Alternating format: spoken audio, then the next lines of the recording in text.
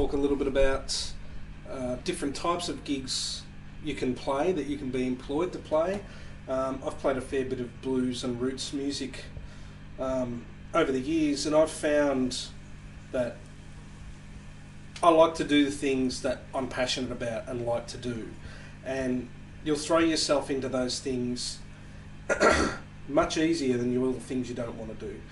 And so if I'm playing blues stuff, I'm going to listen to the best, what is deemed to be the best of that music.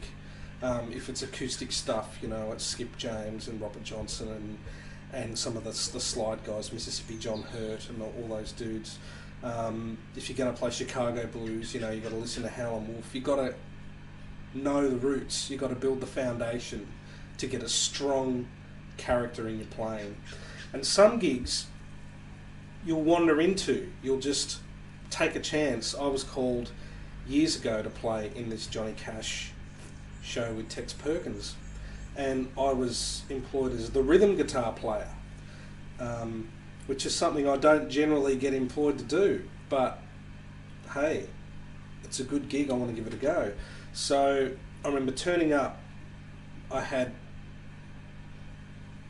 think I listened to Johnny Cash for about a week solid. I'd heard a lot of Cash before, and then I learnt the show and I turned up and got a run through about an hour and a half before the show, and everything I'd learnt I had to unlearn, because James Black was playing the other guitar and he wanted me to play more like what he wanted me to play. So a lot of that music is no snare drum on the early recordings, so I had to be the snare drum, so I had to be like,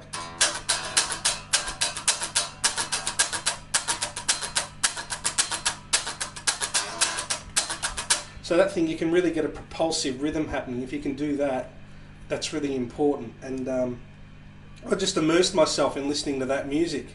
So you learn your gig, you get into it, you spend a lot of time listening to it, on getting the tones, watching the way Cash would walk up to a microphone and then his guitar would disappear away and then it'd come back. So whatever you're doing, really throw yourself into it and learn it well, because it's better to be authentic than not.